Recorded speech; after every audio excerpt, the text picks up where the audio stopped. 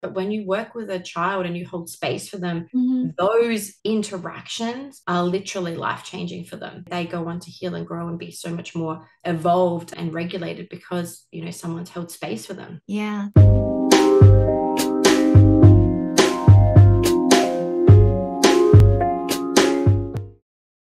Hello, beautiful humans. Welcome to today's show. So, if you are listening today, chances are you're an adult, and chances are you've heard of life coaches for adults like Tony Robbins or Jack Canfield, Louise Hay, or Jay Shetty. But what about a hands on life coach for kids? Now, I'm not talking about your standard office bound pediatric talk therapist. I'm talking about a roll up your sleeves, energetic coach that can actively work with your child to bring out his or her greatest potential. I'd like to introduce you to the Kidz Coach, Nichole Hamilton. Nichole is a mom of 3 based in Australia with a passion for helping our children heal. She's a mentor and a coach to children between the ages of 2 and 18, and she uses a variety of modalities in her work for kids, parents, and families. I'm so excited. Welcome, Nichole. Oh, thank you so much, Jennifer. Like that made me tear up. It's a beautiful reflection. Thank you. Yeah, super excited to be here. Oh, you know what? What you're doing is so, so important. I mean, it's no secret. It is really hard growing up as a kid in the world today, right? Correct. Yeah. I'd love for you to share your own personal journey, your own story, and how you got into all of this. How did you get into coaching kids? This is amazing. Thank you for giving me space for this. It has been a journey, and I think that's why I'm so passionate about helping our youth. So, when I just turned 30, I went through a bit of a crisis and trauma, and I personally was addicted to drugs. And so, I don't know what you call it in the US, but it's called ice here. So, methamphetamines. And I had tried all the doctors and counselors and drug and alcohol counseling and asked for help and psychologists. And for me personally, nothing worked. And by chances, and obviously there is no chance, of the universe sent me this beautiful hypnotherapist and energetic healer. And Mm. one session with him completely changed my life. I felt internally this shift and I could see my life completely changing. And I had these two options of love and light and,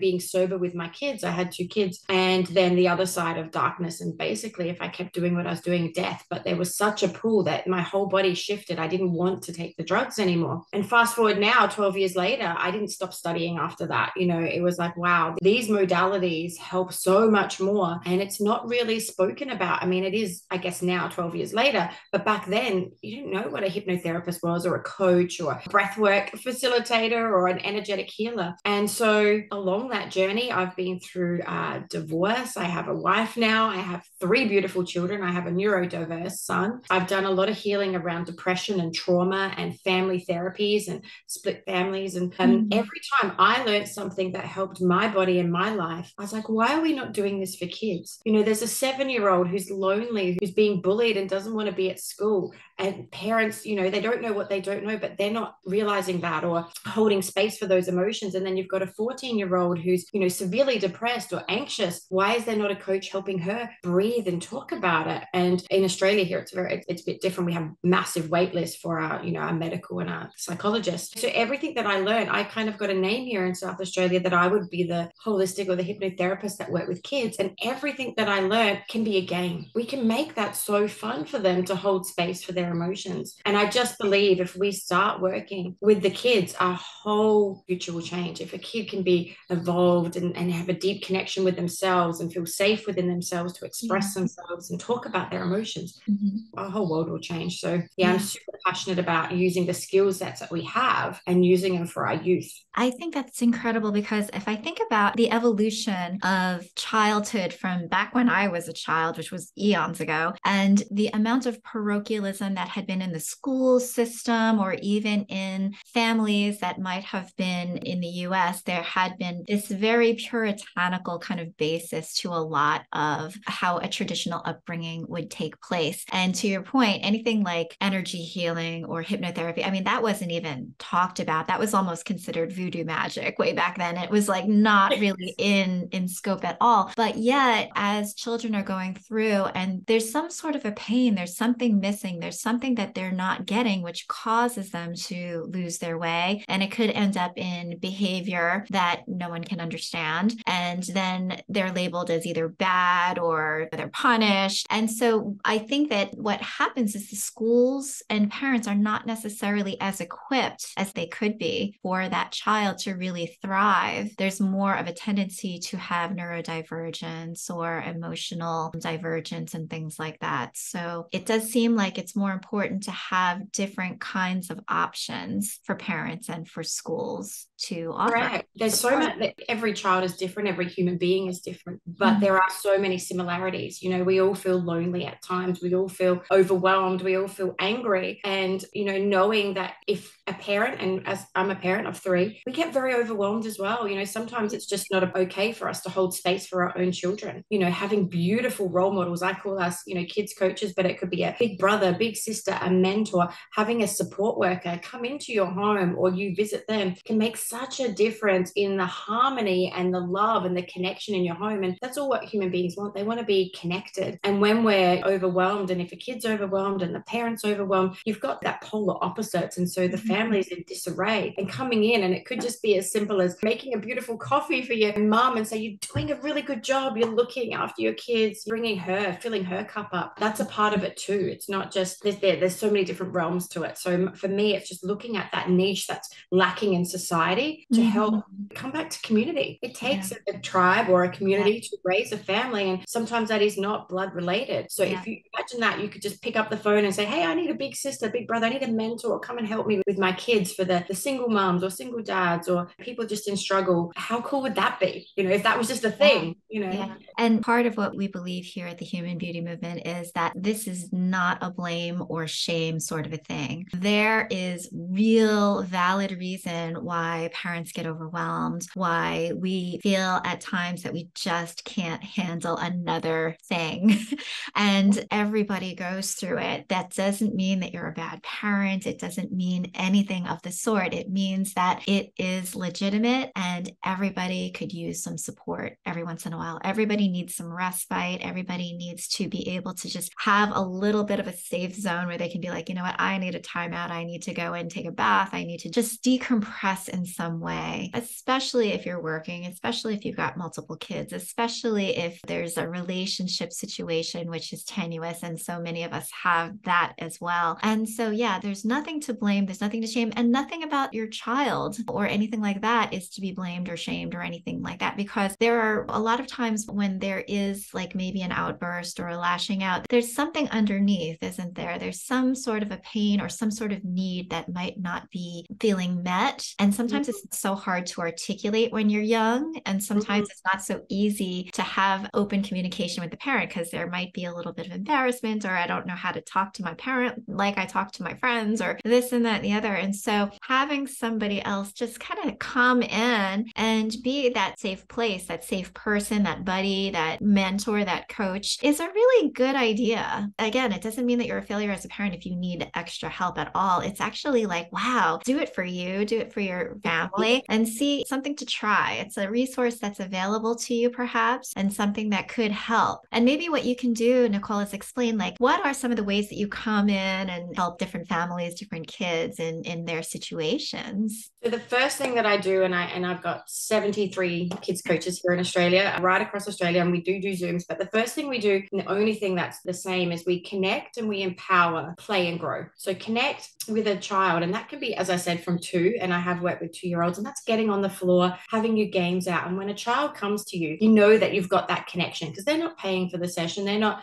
invested. You have to get their yes. If I have an older child who's 7 or above, I let them interview me and we let them pick you. And so that empowers the child to then really have that buddy, mentor, coach. And so I say to them, I would not be sad if you don't pick me. I will find you somebody better because you might want a male or you might want somebody different. And I tell them all about myself because as a coach, you can be a real life role model. Obviously, with parents' blessings, I can talk about different things for different age groups. The teenagers might want to know about depression or bullying, but they all pick me because I've actually given them a a choice. We can always give our kids choices in our homes, but giving them that's that empowerment part. And then depending on what that family needs, there's so many different realms. So I'm a clinical hypnotherapist. I can work on trauma, so going back through emotions, but every single children's coach has got different qualifications under their skill set. So I've got people that are yogis or support workers or teachers that aren't going back to the education department, that go into homes and help with all sorts of things, programming and education and literacy. So every single Kidz coach has a different kind of passion and skill set, but you can work on anything. So it could be, you know, emotions and anger and anxiety, or just talking about things. It could be OCD. It could be, I've got an ADHD kid that needs to have more time with male role models, and they take him out and play with them and sports and run. So yeah, there's kind of like the sky's the limit. That's why we have that interview process, but there's always something that a child needs. And underneath that, I teach the skill sets where we just talk about where we feel it in our body. You know, if we have nervousness, where does that come from? If we're having thought that's a challenging thought, or a thought that's uncomfortable, where does it come from? And always allowing children to feel it in their bodies, because it's something that we do as adults is normally just brush it off. Like, I'll deal with that later, or I'll worry about that later, or I'll cry later. So coming back to emotions and allowing them to just be, because that allows, like you touched on before, there's always something behind a big behavior and outburst. They're not naughty or good. We need to express ourselves and unpack that all before. And if we do that, that becomes a part of the emotional regulation. So there's not really a one-stop shop when it comes to it, but just really being that beautiful mentor for children and families and holding space is the beginning part of it.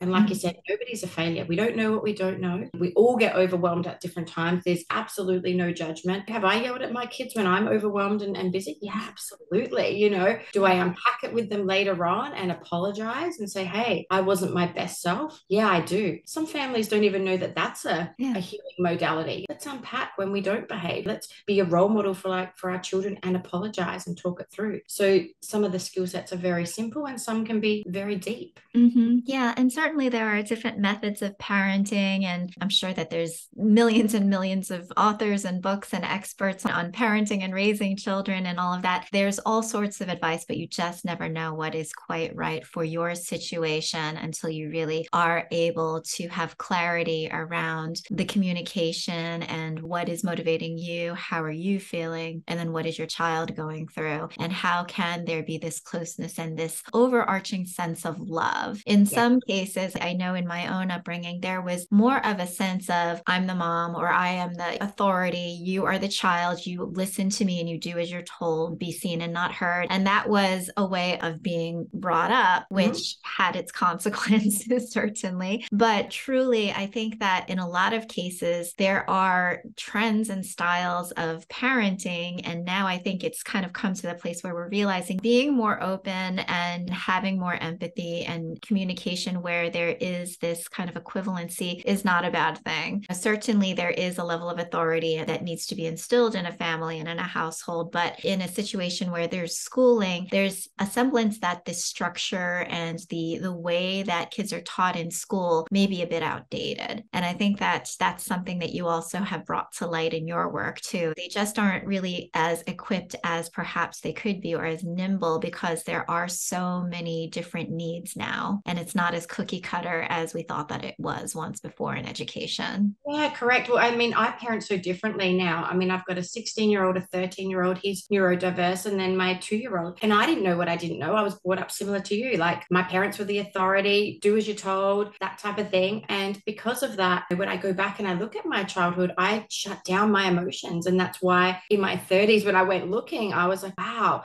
this stems back to here. And it wasn't that my parents were bad parents. It's just they were bringing you up as they were brought up. And so through this self-development and learning all these new strategies and the way to speak in different kind language and open-ended, you don't need that. Like you said, it's more of an equal partnership. You still have boundaries as parents. You still guide them, but treat them as little humans. They have just the same amount, once they turn 7, the same amount of thoughts that we do. They have the conscious thoughts, they're having the emotions, and they feel unsafe if we, as the adults, shun them away. Off you go, it's not your business, don't worry about it, that type of thing. That gives them inside a feeling of unsafety. And so if we unpack with them and speak to them like little humans, like, hey, this is an adult conversation, but I'll let you know the stuff that's going on, that makes a totally different harmony in the home. Teachers, as school system, is very very outdated. They're either labeled good or naughty kind of thing, and they might not use that particular language, but it's saying big behaviors at school, there's a lot of consequences. And then that again makes them feel shame and guilty rather than unpacking and providing the support that needs to be done of, okay, your mindset works differently. You need to be very active in your learning. How can we support that? And then because of this behavior within society, within parenting and within schooling, it can get quite isolating. If you have a child that doesn't even need to have a diagnosis, but if you have a child that has big emotions and big behaviors, a lot of the time you're told as a parent, off you go, you need to this out. This is your child. This is your child's behavior. So then you feel guilty as a parent that your child's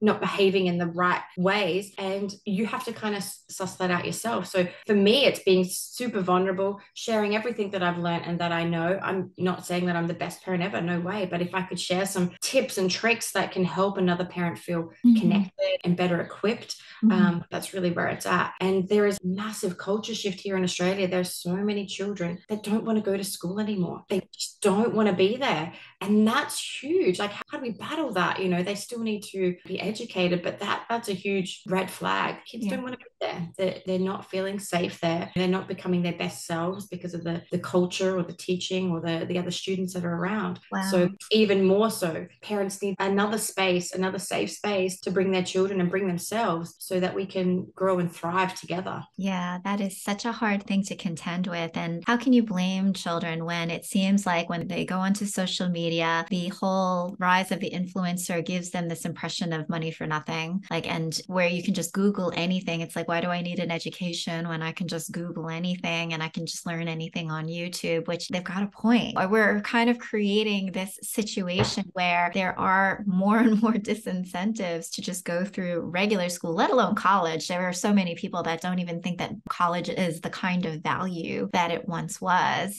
college degree, or even going on to higher education in terms of like getting MBAs and Masters of Fine Arts. It's like, it doesn't even seem like it would be as good of an ROI anymore. They find themselves comparing themselves an awful lot to what they're seeing, on their phones and to the other kids that are around them. And it's really, really tough for them. But I know a lot of people say, oh, I would never want to be a child at this point. Yeah, they really are missing out on the simplicity that we had growing up. We didn't have mobile phones and we didn't have so much social media. And so we had downtime. So they're already coming into a society. I mean, let alone if you believe in energetics and the spiritual side of things, we are overwhelmed genuinely as a population now because we're also constantly stimulated. So they're being born into that, modeling and watching us. They've got it from babies, the iPads and zoning out and TV, so much more. Whereas we were making our own fun and out playing and outdoors and having a break for our nervous system. And so it's, coming into this world is completely different. And that's why education and parenting styles need to change, because we're not the same as we were, 20 years ago. For sure, for sure. I want to talk a moment about addiction because certainly you've had experience with it, and I congratulate you for being able to rise out of it. That is not easy by any stretch of the imagination. And so I know that probably worldwide, but in the United States, it's pretty rampant. Is it escapism? Is it just this feeling that they need to like get away from what's going on inside them and are looking for substances to give them a different kind of feeling or something that helps to like lift them out of the mundanity of the day-to-day? I'm just curious what you think are some of the key root causes behind getting into substances and then becoming addicted to the stronger ones, for which unfortunately a lot of them are super dangerous nowadays. 100%. I guess for me, the point of starting taking drugs was connection. When I grew up, it was a way of like, we would take party drugs and go night clubbing and connection and hang around people and stay up for days. From that rite of passage in Australia, it's 18, you start drinking. You guys in the US, it's 21. But there's a real like camaraderie about being in. And for me, I guess it comes back to that connection. People want to feel connected. So whether it's drinking alcohol or taking drugs, they kind of do it in their late teens to 20s to really feel apart away from their home. Addiction can start in any way. It can start from painkillers. It can start from taking party drugs. It can start from so many different places, from drinking alcohol, from smoking weed, I don't know, cigarettes. It can start in many ways, from addiction to eating even. But what happens is, yes, it's a suppression of emotions. I was so unhappy in my previous marriage and I didn't realize it. And for me, the addiction really just kept my emotions numb. And so I was like a functioning addict. I did it behind closed doors. Nobody knew that I was doing it.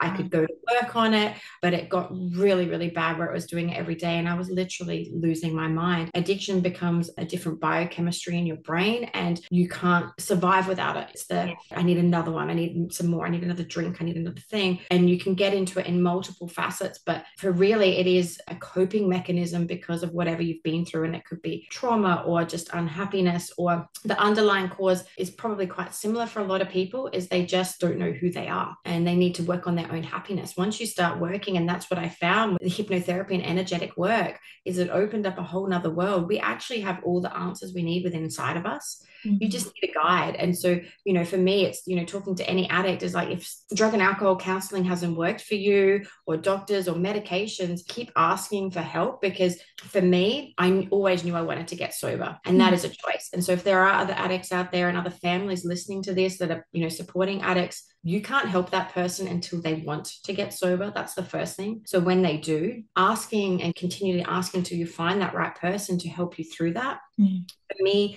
the unconscious therapies work so much more because we're tapping into the body, not the mind. When I went to conscious counseling, like doctors and psychologists, it didn't work. I could stay sober for a little bit and then I'd go back. So working on the unconscious modalities really helped me. It was that gave me that click of like, oh my God, I know why I'm doing this. And I can really come home into my body and start feeding it what it actually wanted, not the drugs. And it wanted that love and connection and connection to what was going on underneath. Yeah. And through multiple teachers and coaches and therapists, I've really, continued to work on that self-saboteur that's underneath. And she's beautiful. It doesn't matter. I used to shun her and try and keep her away, but that darkness brings us to the light, and so really nurturing that part of me. She's actually super strong. She's vicious. She's a fighter. So, understanding that. So addiction is far more than a disease or books tell us. But I highly recommend anybody who is an addict and working with somebody else who also has been through it. So that my best counselors and whatever also were people that had gone through it and understand that mindset. And I know that in the US, and I wish it was bigger here, but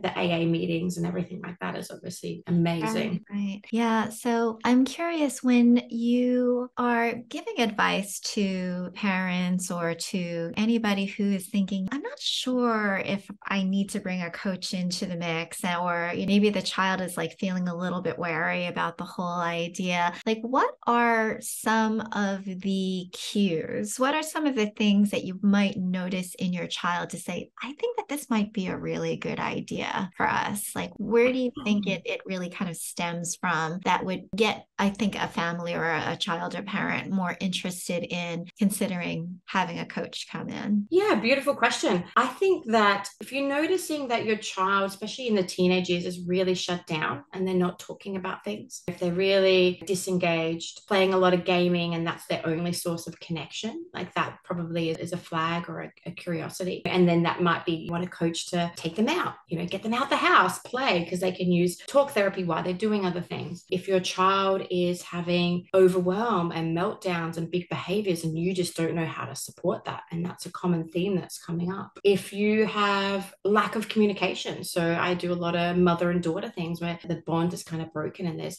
not a beautiful communication between or harmony, and that can be with any child. So multiple reasons. Or if your child is talking about emotions that they're bringing to you, like I am depressed, I am anxious, self-harm. There's so many reasons to look at why your child might need that external support, and just asking as well. So some of these, I don't know what's going on in the US, but I've had a lot of conversations in the last couple of weeks, which is super sad, but there's a really big thing of youth suicide suicide here in Australia. So asking, having communication, how are you going? What's going on in your world? Because as we grow up, we pull away from our parents. We don't really tell them what's going on at school or online and the rest. So that checking in. And as a parent, you can always get a coach for yourself, and it shows your children that we always don't know what all the answers, and it's actually okay to ask for help. So setting that kind of intention. Number one, if as a parent you're thinking, I need some help, chances are your children need some help. Yeah, looking at all of these things, just asking those questions, getting online, having a free consult with somebody. If it's not right for you, that's 100% okay too. But, if you're curious about it, if you're like, wow. And the other thing is as well, my wife and I, we always have relationship counseling, not when it's bad, all the time. Because it's a constant work. Yeah, it's a constant work of that's time that we get to really prioritize a relationship. And just because there might not be any disarray means we can unpack some beautiful things. So I guess what I'm saying is there's always a right time for a coach. It doesn't always have to be when there's things that are going wrong. It could be like, I just want to do better. Yeah. I think here in the United States, the first knee-jerk reaction that people will say is like, oh, you need to see a therapist, or, take that child to a therapist. And the traditional therapist is in an office. They might sit the person down, and it might be just a beautiful couch.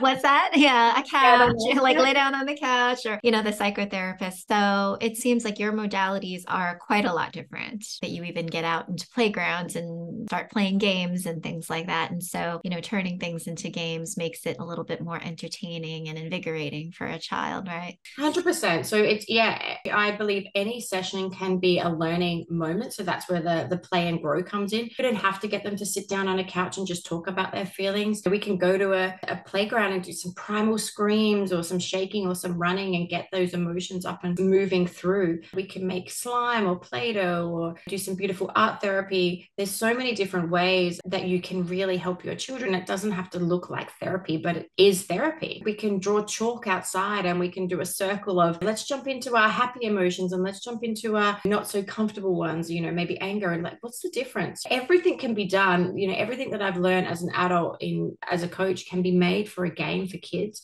and supporting them and teaching them that we actually can ask for help in regard to what's going on in here, our dialogue and our emotions is for me the key. It's just making that the norm. Nice. Now, I'm sure that you have a lot of emotional or inspirational, heartwarming stories from your personal experiences with different children and families. Are there any examples that you can share that have just been like a real joy and an attribute of success? Yeah, so I remember one time, and this wasn't even a child, that was my therapy. I was working in education as a support worker, and this boy was a 13, 14-year-old boy, and he was big behaviors, big emotions, walk across the desk, tell the teacher to get lost. And one day I was just sitting next to him and we were actually coloring in and he was doing his work. And I just looked down and I said, hey, mate, like look what you're doing. You're so capable. This is amazing work. You're a great artist. You're concentrating. Your behavior is beautiful. I'm so proud of you. And he looked at me and stared me straight in the eyes. And he said, really? No one's ever said that to me before. And I just nearly cried. And obviously I can in my business, but when I was at the school setting, I was just like, wow, I know I made an impact on that child's life then and there. And that's why I do what I do. They need somebody else to reflect back to them how amazing they are. Every single human's amazing. And sometimes they're not getting it at home or from education. So for me, when a child picks you and you can have that beautiful connection is just why.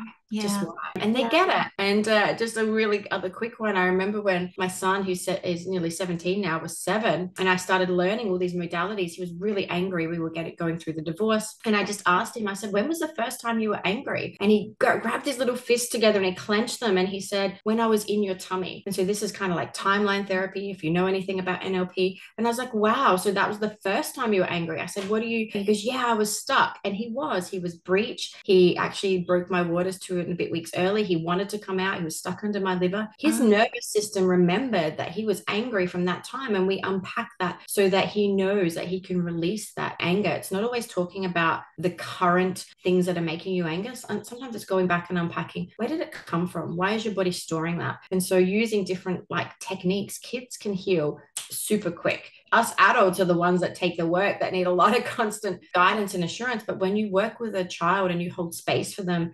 those interactions are literally life-changing for them. They go on to heal and grow and be so much more evolved and regulated because, someone's held space for them. Yeah, the deep listening. I think that a lot of people hear about it. We're not so good at doing it. Just like putting the phone away, not multitasking, really having an authentic conversation with them, asking them how it made them feel without trying to interject or cutting them short and all of that. And that goes with your kids as, in any relationship. It's like really paying attention and having that quality time that doesn't cost anything. A lot of parents will also, I know that there's compensatory behavior. It's like, oh, I can't spend as much time with my kids, so I'll just buy them their favorite toy or buy them another pair of shoes or something like that. And certainly that is a display of love. It's one of the 5 love languages, but really there is something to be said about quality time and then that active and deep listening that can be extremely valuable as a start if you're feeling like, oh gosh, I can't bring in a coach. Maybe you're feeling intimidated as a first step. There are a lot of things that you could probably do just on your own time to get to that place. And then if you're still feeling like you might need support, then there's absolutely nothing wrong with trying to get a coach, somebody to come in and maybe show you some different tools and techniques that you can bring into your home. And there's so much free stuff online, yes, obviously we're advocates. We've got podcasts. There's so many cool things. I'm pretty sure you're going to add it in the bottom here. I've got a